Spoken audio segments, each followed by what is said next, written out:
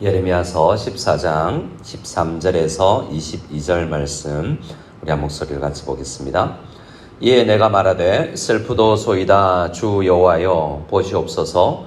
선지자들이 그들에게 이르기를 너희가 칼을 보지 아니하겠고 기근은 너희에게 이르지 아니할 것이라. 내가 이곳에서 너희에게 확실한 평강을 주리라 하나이다. 여호와께서 내게 이르시되 선지자들이 내 이름으로 거짓 예언을 하는도다. 나는 그들을 보내지 아니하였고 그들에게 명령하거나 이르지 아니하였거늘 그들이 거짓 계시와 점술과 헛된 것과 자기 마음의 거짓으로 너에게 예언하는도다.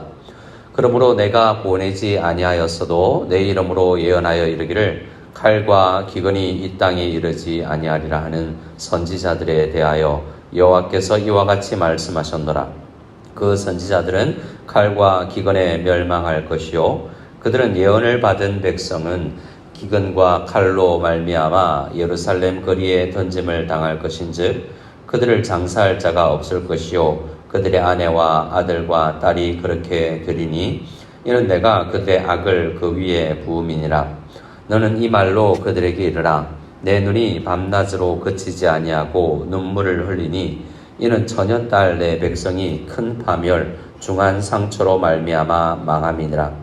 내가 그들에 나간즉 칼에 죽은 자요 내가 성읍에 들어간즉 기근으로 병든 자며 선지자나 제사장이나 알지 못하는 땅으로 두루 다니도다. 주께서 유다를 온전히 버리시나이까? 주의 심령이 시온을 싫어하시나이까? 어찌하여 우리를 치시고 치료하지 아니하시나이까? 우리가 평강을 바라도 좋은 것이 없고 치료받기를 기다리나 두려움만 보나이다. 여호와여 우리의 악과 우리 조상의 죄악을 인정하나이다. 우리가 주께 범죄하였나이다.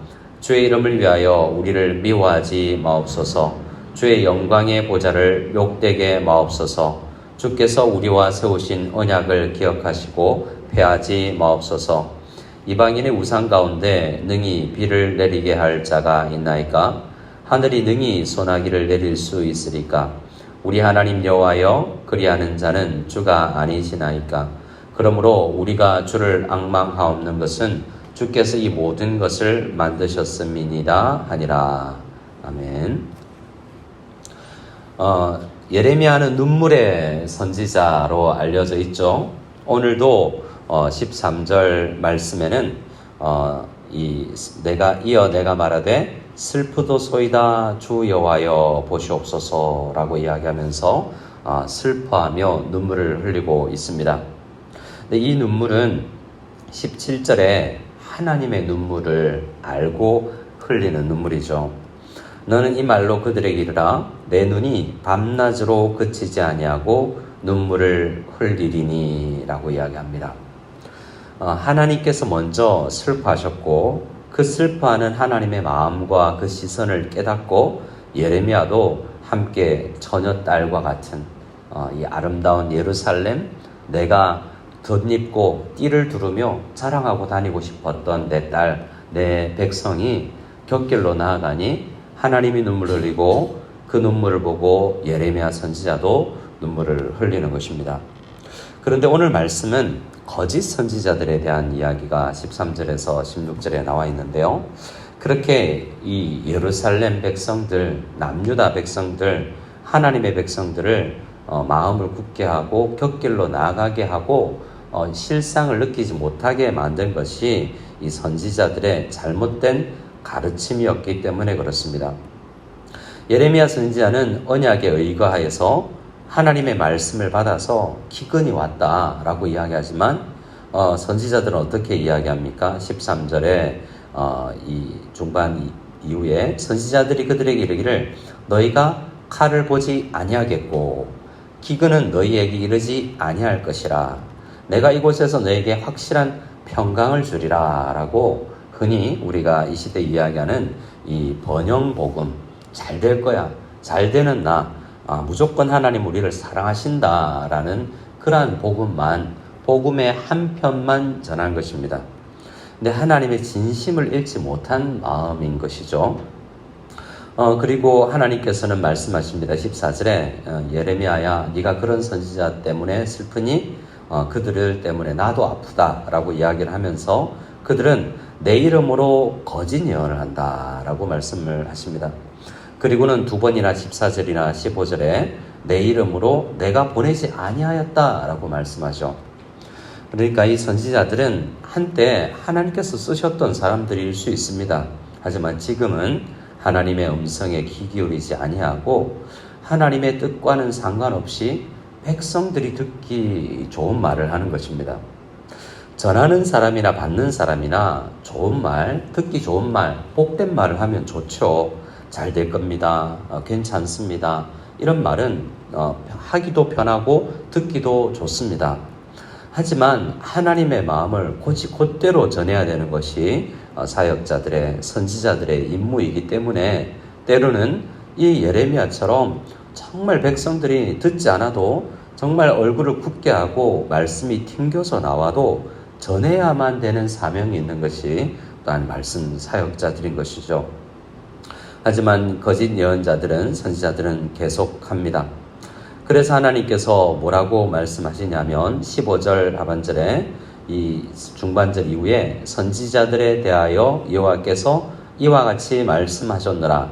그 선지자들은 칼과 기근에 멸망할 것이다 라고 하나님께서 말씀하십니다.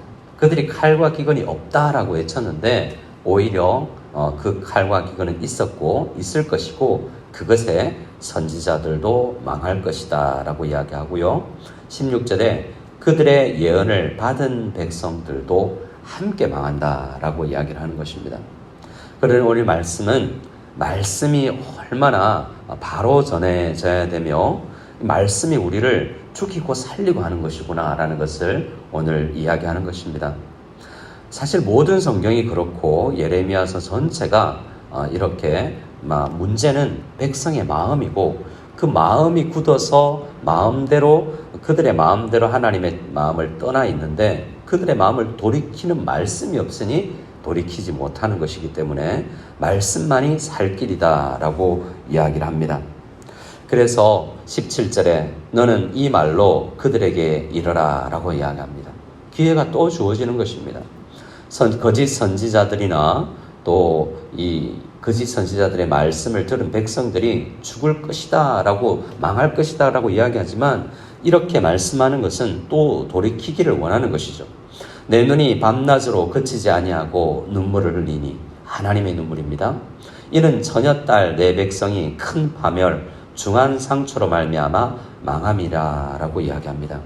어느 정도로 망했느냐 하면 18절에 들에 나간 즉 칼에 죽은 자요 성읍에 들어간 즉 기근으로 병든 자며 선지자나 제사장이나 알지 못하는 땅으로 두루 다니는 이렇게 황폐한 상황이 이루어진 것입니다. 그래서 이렇게 말씀을 다시 주시는 것은 그래도 아직 망하지 아니었을 때 돌아오라라는 것입니다. 그래서 19절 이하에 보면 이러한 하나님의 눈물을 또 들은 예레미야 선지자가 다시 한번 기도합니다. 어제 우리가 기도의 말씀을 보았는데요. 이렇게 그 말씀이나 이 19절 말씀을 예레미야 선지자의 기도로 이야기하기도 하고 어제 제가 말씀드린 것처럼 백성들의 잘못된 또 진심으로 회개 없는 기도다라고 해석하는 사람이 있고 어제 말씀 9절까지와 오늘 말씀도 다 예레미야가 혼자 우리 기도를 하고 우리라고 이야기하면서 하지만 예레미야 혼자 기도하고 있는 모습을 보고 있는 것입니다. 적어도 19절은 예레미야의 기도인데 우리를 품고 나아가는 기도는 분명합니다. 이렇게 기도합니다. 주께서 유다를 온전히 버리시나이까? 주의 심령이 시온을 싫어하시나이까? 어찌하여 우리를 치시고 치료하지 아니하시나이까? 우리가 평강을 바라도 좋은 것이 없고 치료받기를 기다리나 두려움만 보나이다 라고 예레미야가 기도하는데요. 누구를 품고 기도하는 것입니까? 거짓 선지자들과 그 선지자들의 예언을 받은 백성들을 다 품고 우리를 보십시오 라고 기도하는 것입니다. 하나님 우리 좀 버리지 마시고 치료해 주십시오 라고 이야기하는 것입니다. 근거가 무엇입니까? 20절에 근거 우리에게는 없다라고 이야기합니다. 여호와여 우리의 악과 우리 조상의 죄악을 인정하나이다.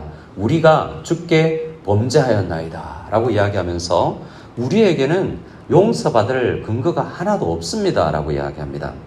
자기를 포함해서 우리의 의로 내가 잘 살아서 이렇게 용서를 구하는 것이 아닙니다 라고 이야기합니다. 무엇을 근거합니까? 21절에 주의 이름을 위하여. 우리는 격들로 갔을 뿐이고 생수의 근원 대신 하나님을 떠났을 뿐인데 주님 이름 위해서 행해 주십시오 라고 이야기하는 것입니다. 주의 이름을 위하여 우리를 미워하지 마옵소서. 주의 영광의 보좌를 욕되게 마옵소서 라고 이야기합니다. 무슨 이야기입니까? 출애굽기 32장에 모세가 중보기도를 할 때 금송아지 하나님의 말씀을 받으러 시내산으로 올라간 모세가 내려오지 않자 산 밑에서 이 아론과 함께 온 백성들이 금송아지 우상을 만들어 놓고 그들이 잘못된 예배를 드리고 있었지 않습니까? 그때 산에서 내려와서 모세가 중보기도를 할 때 이런 기도했습니다. 하나님, 우리 잘못했습니다. 그런데 하나님, 이렇게 우리 백성을 망하게 하시면 여호와의 크신 권능이 애굽에서 우리를 이끌어내서 정말 살릴 줄 알았는데 광야에서 죽었구나라고 이야기하면 하나님 이름에 먹칠되는 거 아닙니까? 라는 하나님의 이름을 근거로 하여서 기도하였었죠. 그때 하나님께서는 뜻을 돌이키고 용서해 주셨습니다. 하지만 오늘 이 기도, 여호와의 주의 이름, 주의 영광의 보좌, 그리고 주께서 우리와 세우신 언약을 기억해 달라라는 이 기도를 듣고도 하나님께서는 15장 1절에 뭐라고 이야기하냐면 모세가 와도 사무엘이 와도 안 된다라고 하는 것입니다. 그만큼 모세 당시와 사무엘 시대보다도 이 예레미야 시대에 백성들의 죄악이 더 컸다라는 것을 이야기하는 것입니다. 그러나 우리는 여전히 이 기도는 동일하게 유효합니다.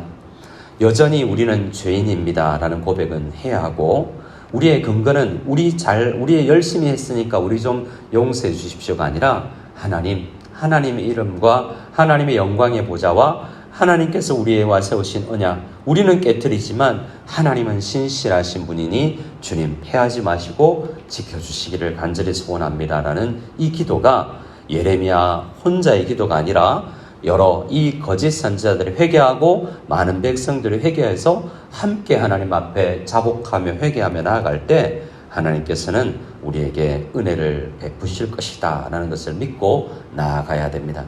우리 하나님은 어떤 하나님입니까? 22절을 붙들고 우리 함께 기도했으면 좋겠습니다. 이방인의 우상 가운데는 능히 비를 내리게 할 자가 없고 하늘이 능히 소나기를 내리게 할 수 없습니다. 누구만 할 수 있냐면 우상도 자연 만물이 자연스럽게 하는 것이 아니라 우리 하나님 여호와만 그렇게 하실 수 있습니다. 왜냐하면 주께서 이 모든 것을 만드신 창조자이시기 때문에 그렇습니다. 이 아침에 우리 함께 기도할 때 비가 필요합니다. 비와 소나기는 은혜를 이야기하고 은혜가 없으면 우리가 살아갈 수가 없습니다. 우리는 은혜 없으면 살 수 없는 자에게 은혜를 내려주십시오 라는 마음으로 비와 소나기를 만드신 우리 하나님 앞에 간절히 구할 때 하나님께서 이 아침에 우리에게 꼭 필요한 하루를 살아가고 한 해를 살아갈 은혜를 베풀어 주실 줄 믿습니다. 이 아침에 함께 창조의 하나님을 믿고 함께 기도하며 나아가기를 간절히 소원합니다.